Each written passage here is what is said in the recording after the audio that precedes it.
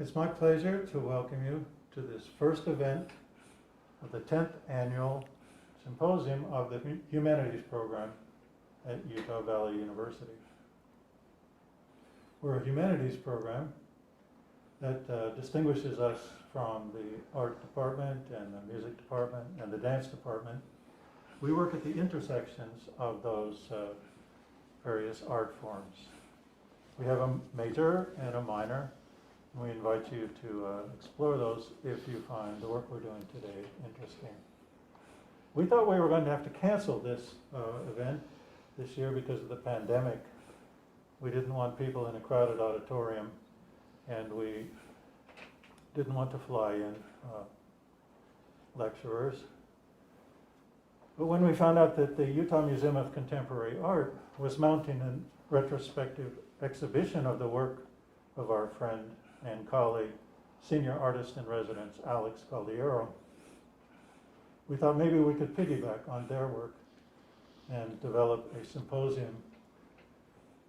We're standing right now in the exhibition at the Museum of Contemporary Art. It's just the most extraordinary explosion of artistic works that I can imagine. I walked in and I said it feels like a Wunderkammer, these works collected this way. We invite you to go to their website. You should come see this exhibition. It's really something. It's they're limiting the visitors to 10 at any one time. They'll take good care of you with the virus. If you make a reservation, then you can come see this exhibit. We've done a parallel exhibit of sorts with our website.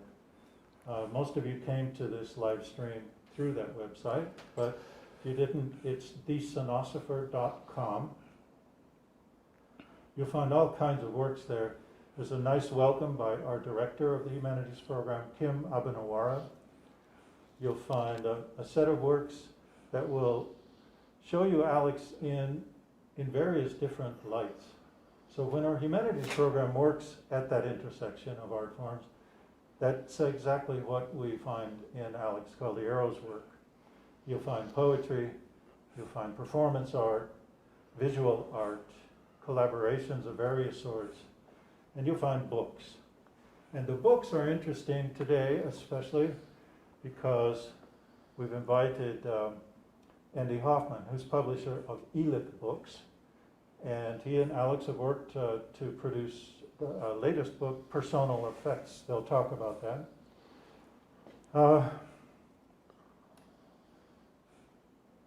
Elik Books is just a fantastic project. Andy Hoffmann is highly influenced by the beat poets. He studied at the Nairobi Institute that Allen Ginsberg was connected to. If you look at the Elik Press website, you'll find works by beat poets, including a really cool interview with Allen Ginsberg. Lawrence Ferlinghetti died last week, and in memoriam, Andy put on Facebook a picture of a postcard that Ferlinghetti sent him, thanking him for publishing the interview with Allen Ginsberg, and asking for 25 copies at the regular 40% off for bookstores.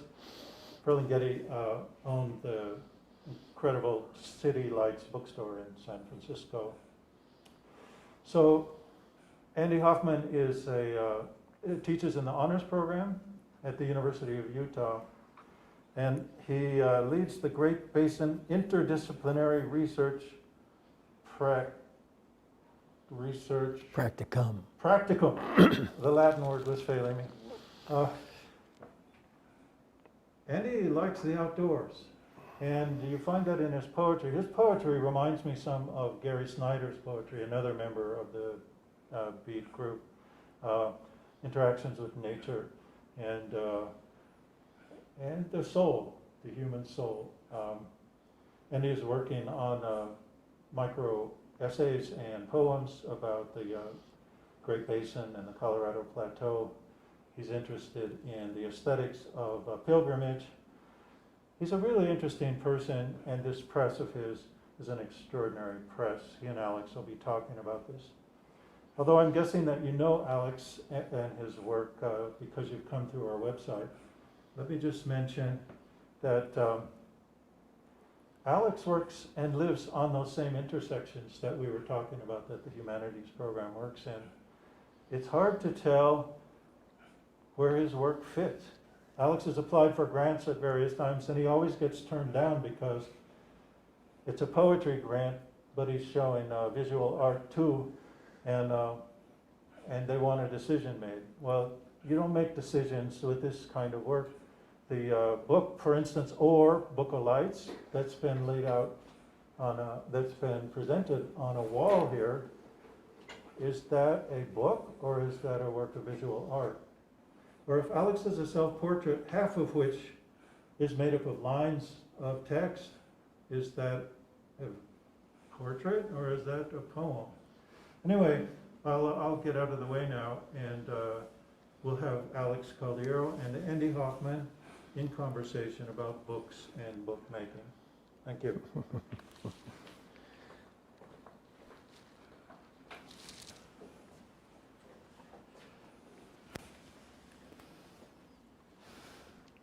Well, let's start with the typo.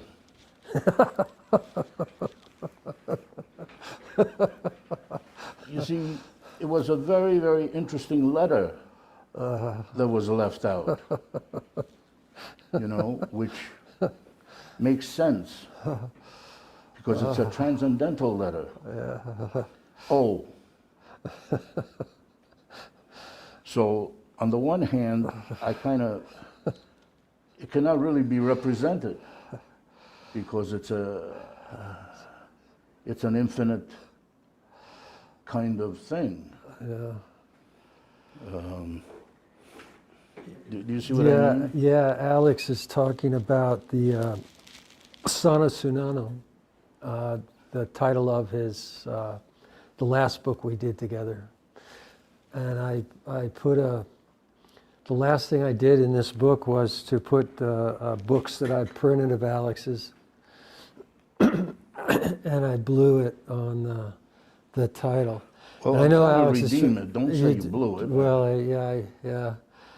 And we looked so hard in this book to find typos, and we thought, no, we're not going to have any typos. You said we'd have one. There's always one. So you said we'd have one. I said there's always one in every book. So, no book that has ever been published. Yeah. You know, especially if it's over like 50, 60 pages, Yeah. a book, they will always have a typo. I learned that as an editor.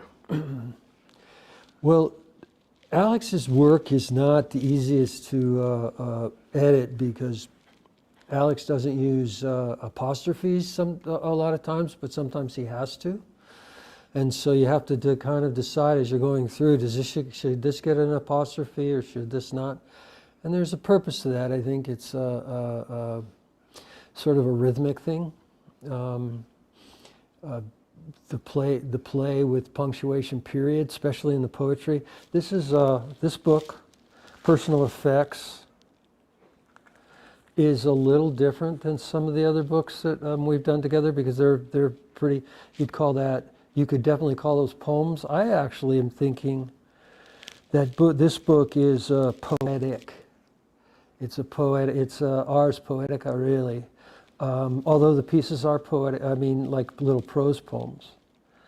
But so, as far as editing, it does, you know, because Alex is constantly playing with, and he uses the word play a lot in this book. It's sort of, I think he's using the word play just like Derrida uses the word play, sort of the play of language. You can never quite grip the meaning of language because it's always moving. Its meaning is always shifting, and I think Alex is working with that, and I think that has something to do with the lack of apostrophes and some of the other, the use of the colon, how Alex will use the colon. Yeah. You see, a lot of what you're picking up on there has to do with, you know, I've been working at UVU in the Philosophy Humanities department. And for the first time, I ran into people that I'd never really heard of before in my life, like Derrida. You know, as a result of overhearing conversations and, you know, in the hallways, at meetings, Foucault, Merleau-Ponty. All of a sudden it was, and I've always been into philosophy, but not like this. These guys were not normal. You know, they were not normal philosophers. With the possible exception of maybe Nietzsche, who was never normal. A lot of these guys, Benjamin, my God, he blew me away. Yeah, yeah. He blew me away. Yeah, yeah. And so I began to try to understand where these guys were coming from and where I was already working on and where they dovetailed in so many ways. And in that particular book, as part of my sonosophy thing, you know, is it's trying to get the prose poem to hold new content. You know, so I've been trying to, it was a form that lended itself, you know. And I think you said something about Cora in Hell, William Carlos Williams. Yeah, and Spring and All. And Spring and All. Core and Hell, Spring and All. You know, where both those pieces, they're a mix of what you would call prose and poetry. I mean, it's all, but they also had these, in Spring and All, there is no idea but in things, right? That major poetic statement by Williams. Core and Hell is a little bit more like this, that it doesn't have, it's not broken up with what we would traditionally call poetry. So it's more prose-like. But I actually think that, well, I'm not sure about, I wouldn't say that. I was going to say something about Williams. But back to just the, back to Derrida for a second. What's interesting about this, and I was looking at some of your other work too, is that the pieces never actually, they seem to be, and this is maybe Williams a little bit too, the pieces always seem to be reaching for something that they can't quite get to. You know, it's like there's, everything's kind of slipping, the meaning really is slipping. You know, and you're playing a lot with layers of reality. You know, it's like there's the writing of the poem, the thinking about the writing of the poem, and how when you're starting to think about the writing of the poem kind of disappears. And I think that's just sort of the nature of language, really trying to get at it, but it can't, you know, it keeps slipping away. And that's, of course, what I love about poetry, because there's always, forever, this mystery. You can't get away from the fact that the poem is always unfolding. And so I think that this text in particular shows that component of language. Yeah, and I want to acknowledge the fact that you took the effort to dig on that.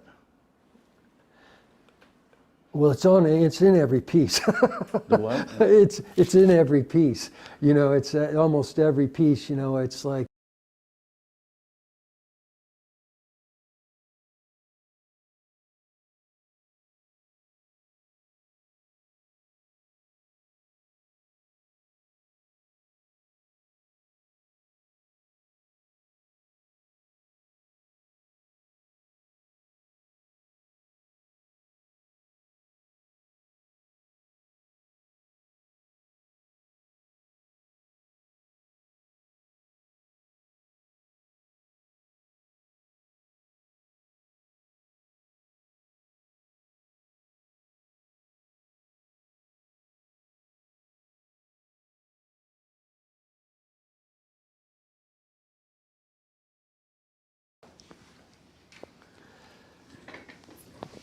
Well, just to finish that last thought, we can't finish it.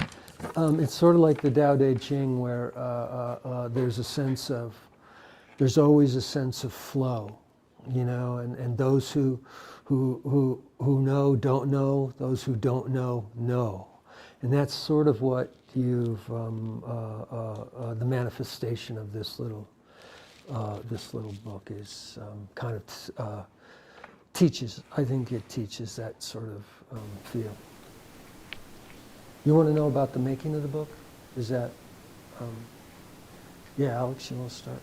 About the making of The making of the book? Yeah, this is I've been working on this for quite a while, at least since '06. Trying to understand how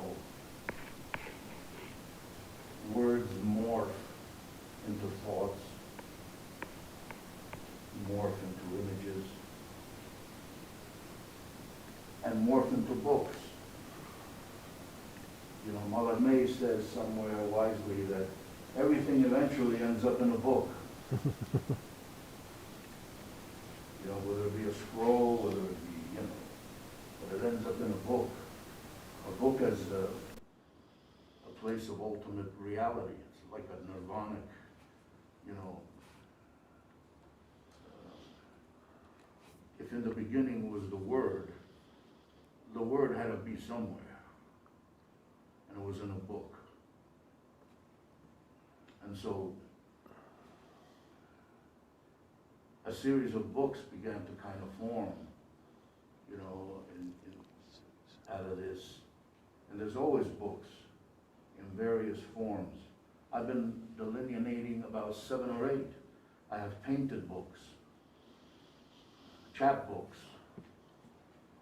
artist books, trans books, you know, a book that really is very tenuous almost, you know, with cutouts leading to pages, you know, where the page turns before the page turns. Mm-hmm. You know, things like that. Trans books. I've eliminated about 8 or 9 of them. Holographic books, you know. And so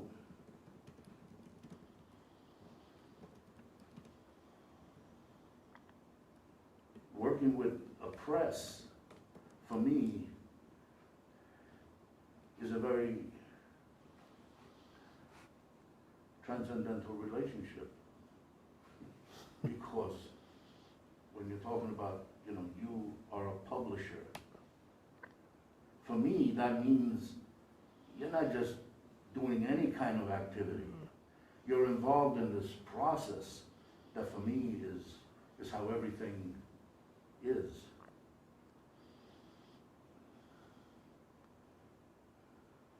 This is why, God rest his soul, Ferlinghetti, you know, publisher. What a title to have. You know.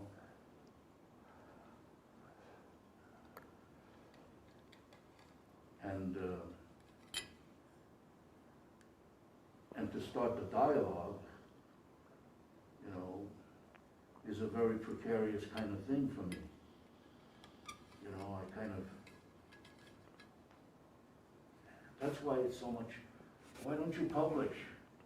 Why don't you, I can't, because if I send something off to a publisher with a small P and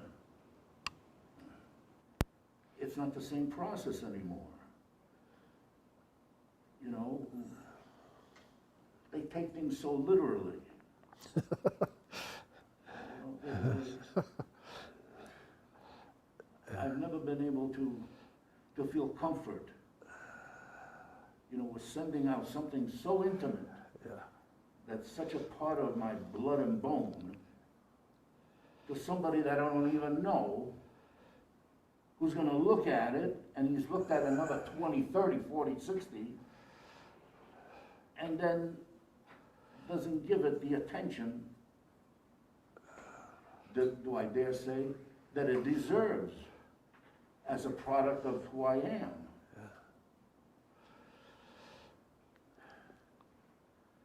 This is why the greatest value of the small press, right?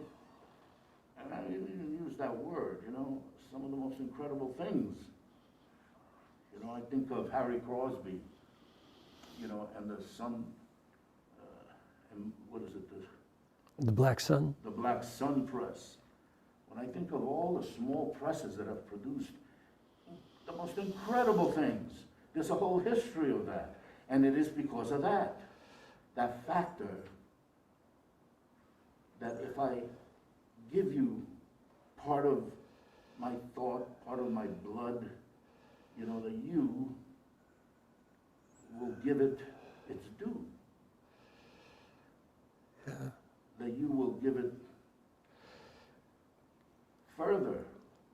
You know, I was trying to get that book published in 1978. I had done this thing and I didn't know what it was. I had no idea. See, the white ones, the white spaces that were written almost 10, 15 years later, all the commentaries explaining what the hell's going on. But I had only done the black stuff there. And I didn't know what it was. And I showed it to a good buddy at the time, Luigi Ballerini, who was out of London Press. You know, and I said, listen, you know, you think you could publish this? You know, you think this? And he looked at it, and he said, you know, I don't know what it is. I have no idea what it is. And this guy's an avant-garde kind of guy. I thought I could, and he was right. I didn't even know what it is.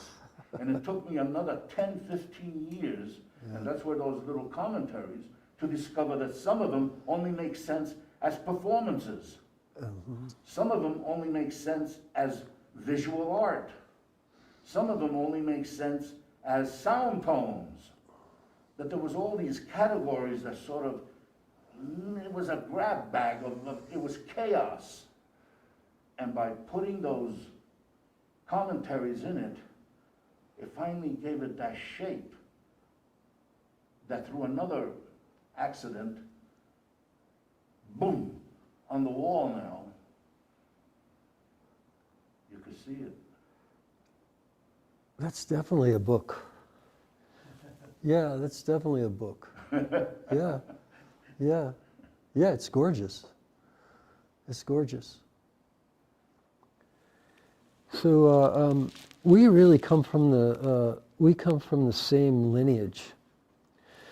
I first saw Alex read at East Canyon when I came to Salt Lake, at the East Canyon State Park. And once I had heard of Alex, but I had never met Alex, and I went up afterwards and I introduced myself, and he was just Alex after reading is he's a little light-headed, and so that wasn't really the time that was the first time I remember meeting him. I'm sure Alex doesn't remember me, but I knew right away that that we very much had the same kind of aesthetic, and that's really the aesthetic of the New York School, the San Francisco Renaissance, and the Beats. You know, and a lot of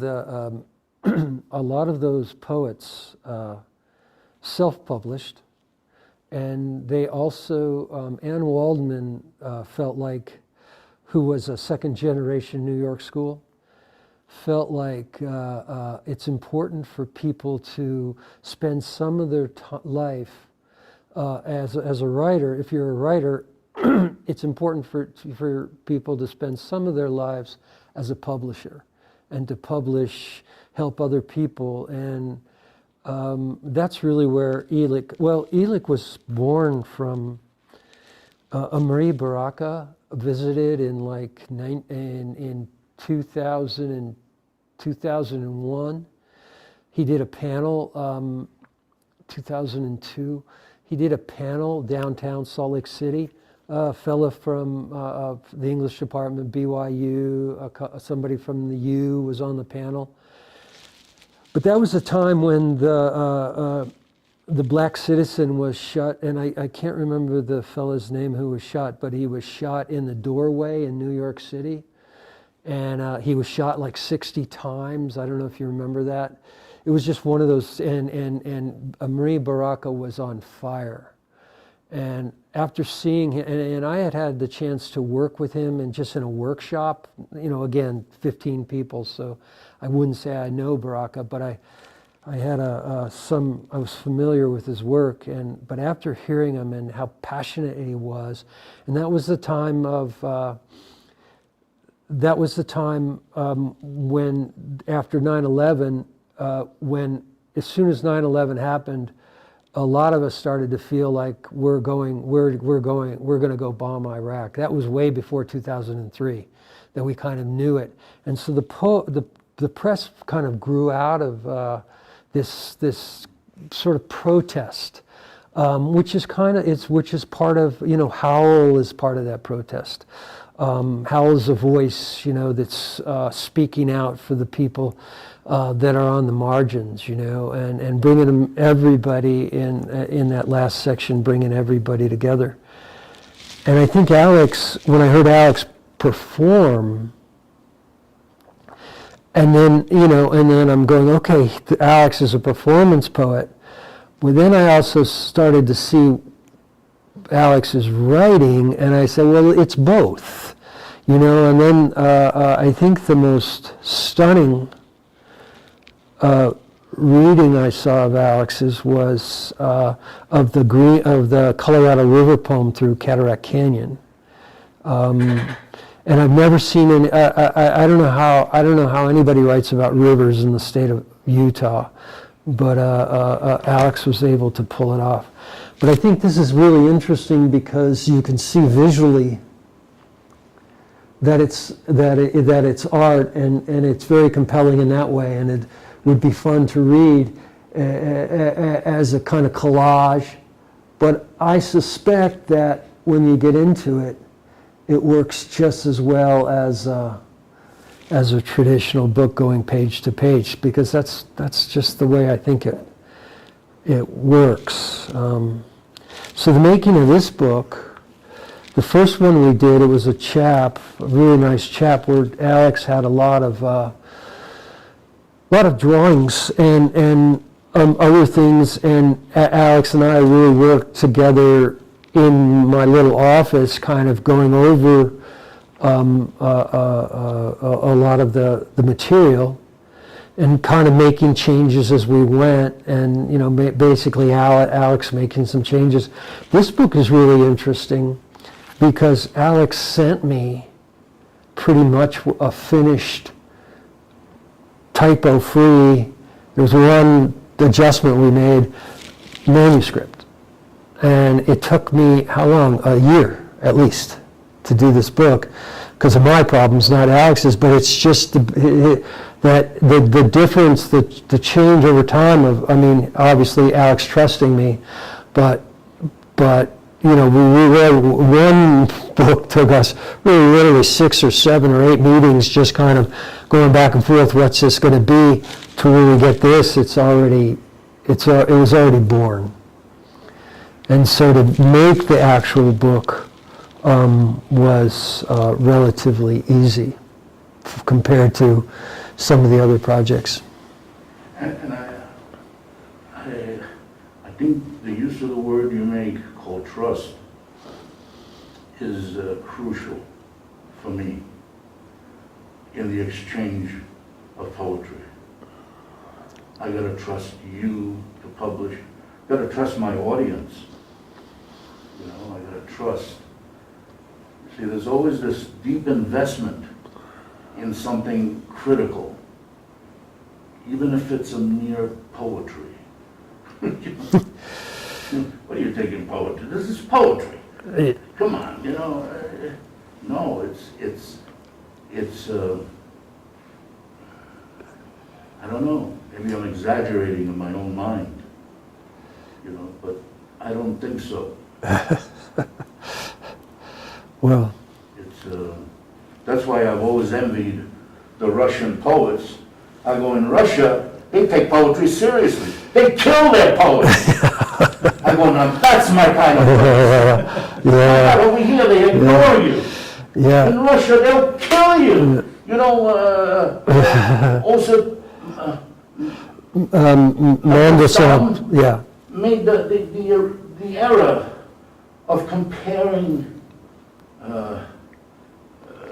Stalin's mustache to a cockroach's antennas. And they had it in for him. yeah, They took Yeah. him away. yeah. Well, Mayakovsky too. Mayakovsky was I mean, he ended up committing suicide, but you know, the pressure on that dude was pretty heavy. Yeah, yeah, So, and I say that, again, you know, I'm glad we don't kill poets here. yeah, But I'm not happy with the state of poetry here. yeah. That's interesting. You know, that it's not taken as a... This is why, for instance, many times my colleagues in the philosophy department, well, he's a poet, that's poetry. This is, I go, let's do a class together. You know, I got this incredible class in my mind, you know, when we could do Derrida, man. You know, he worked with Artaud.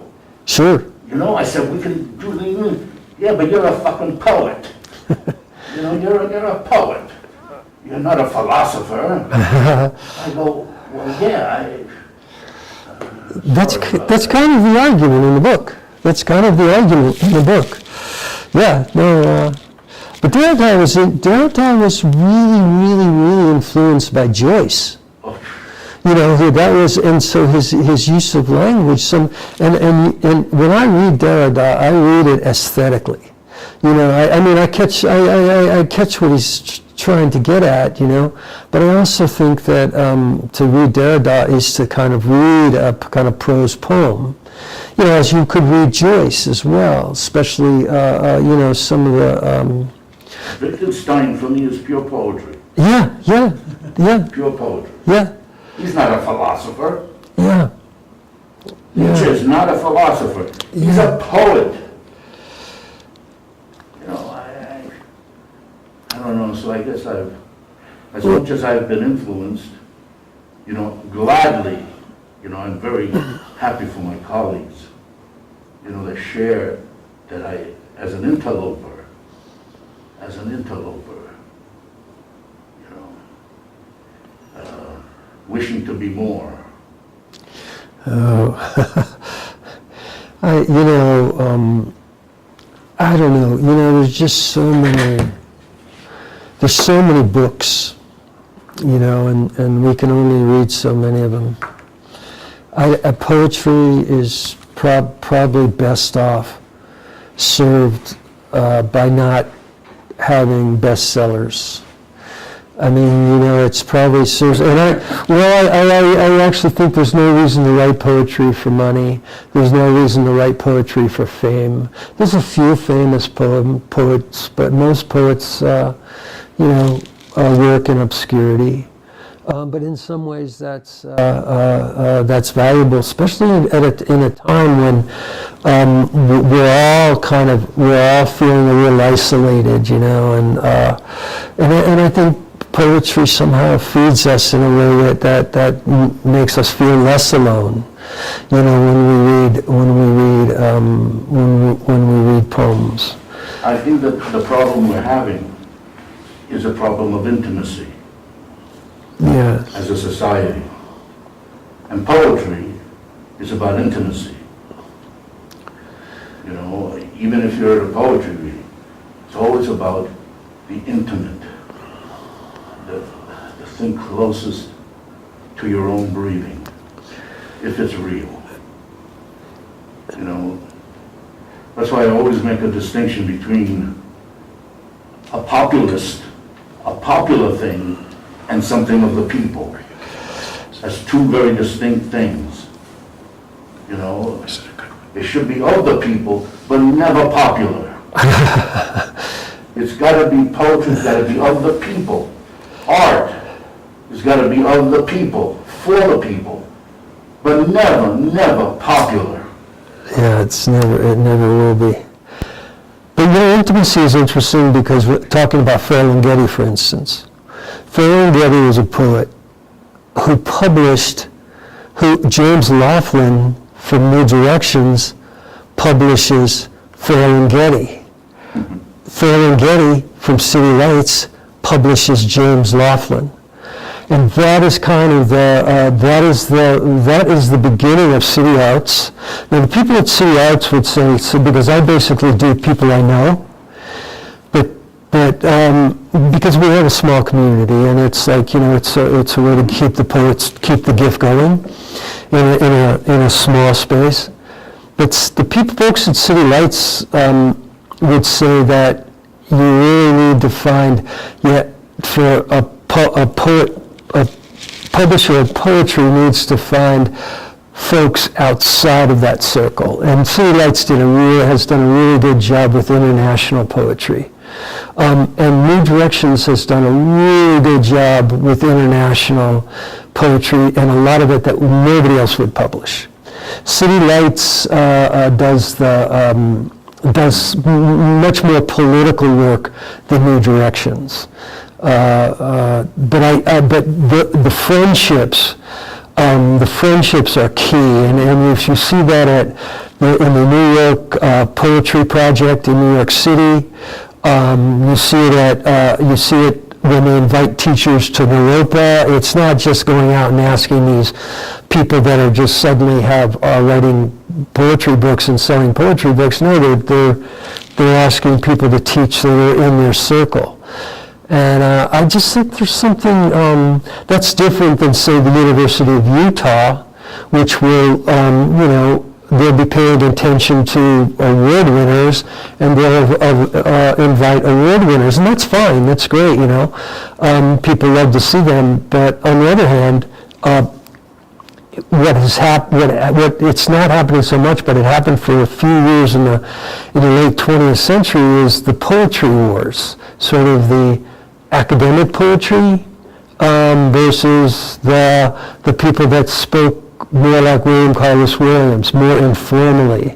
And it's really interesting to think that you can't, when you read this book, Per-Sonal Effects, you're not trying to figure out a puzzle.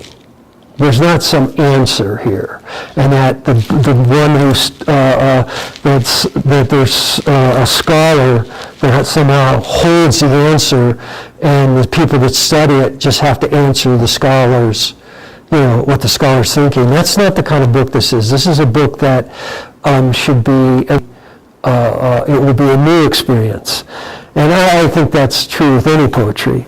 But there is a school that thinks, I need to write my poetry obscurely on purpose so that there's a puzzle. And I think those two schools of thought clashed, and now and now I think it's more of, it's amalgamated. But I don't know what I was going for exactly there. But the other thing I wanted to say about this book that's really impressive is that out of these, do you know how many sections there are? Did you ever count them? There are, a lot of this book was written on a single day. It was written on December 8th. What's the year? Do you not know what the year is? So on every piece has got a date, and at 3/4 of them are December 8th. And if you read through here and look, if I had one of those ideas in all of 1998, I'd be happy. But these were spelling out on December 8th, and I keep thinking, what was Alex doing on the night of December 7th? How did this come to be? How did this rise up one after another after another? I mean, there's at least 20 of them that come on December 8th, So how'd that happen? Actually, the first time I started dating my poems was because I read Allen Ginsberg. You know, and I said, wow, that's a great idea. You know, because I was worried about birthdays. You know, you gotta have a birthday. Poems have birthdays. You know, so I think it should be commemorated as the birthday, but not necessarily the death day. And you never could know. But he even would put down the place. And I started doing that. I go, of course, it's logical. You know, and then I went down, I really went freaking out with time.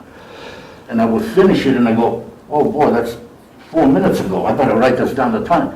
And then I would go crazy. There's some sequences where I'm trying to keep up with the time. And I'm looking up after I write each poem, the time. And I go, now wait a minute, was that a second? Was that 3:23 or 3:22? I better put Chirka on it, around. You know, so I became obsessed with time. The actual moment of conception, etc., etc. Something Catholic about that. And again, it's back to Derba. I mean, there is no presence. You know, you're always chasing the present. There is really no presence. To try to fix it. Yeah, I mean, To try to grab it, to try to stabilize it, and you can't. Because by the time you finish writing, the clock has moved on. that's it. That's so much a part of this book. That is so much a part of this book. Is really trying to grasp at the moment, and you just can't get it. You know? Yeah. A lot of Yeah. the chapbooks are notorious for that. Yep. You know, because I really get, it's almost like at times an obsession. You know, and you know the worst thing, if 2 days later I discover that I hadn't put the time down, I go, oh my God, when did this happen? So I try to go back and then I put Chirka, you know, approximately, and try to guess. And with these things, they would ask me, well, when did you do that? So I go, so many of this are done over process, over, some of them are 10 years old, 10 years to finish it. Some of them are 8 years, like that piece there, that whole thing there, kinesthesia, is, you know, when did it start? 1971, 1969, the very first photos that were taken there. And this, by the way, is the first time that all these pieces are together. They've always been separate in my notebook, part here, part there, part, you know, always separate.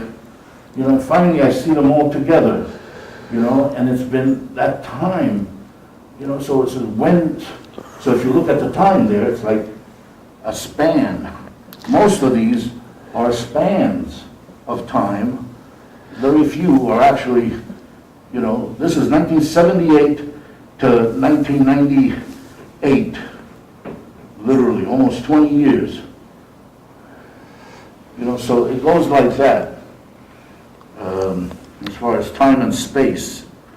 Time and space. Speaking of time, we have 5 minutes. Do you want to talk about the cover of the book? It's a really interesting cover. Oh yeah, I gotta really thank my good buddy Bob Heenan, who, by the way, was the publisher of this, 1973. And he would give it out free, folded, and it's called Monad. I was studying Leibniz at the time, believe it or not. See, I have you guys in the philosophy department at UEU, I am a philosopher. You get it? I am not a poet.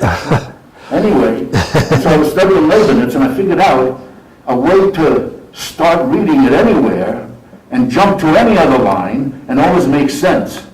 Well, I lost my copies, and I asked Bob Heenan, who did the cover, by the way, and I have to thank him. And he gave me 3 copies. And from that gift of 3 copies evolved this triptych.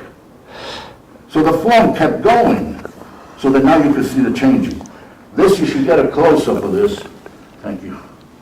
And so I said, Bob, you know, I've never asked you to do a cover. You know, I don't know why, but would you? And he said, "What took you so long?" And so he happily did this. And I'm really proud of it, being on the cover of this book. Good buddy, good brother, good poet, collage artist extraordinaire.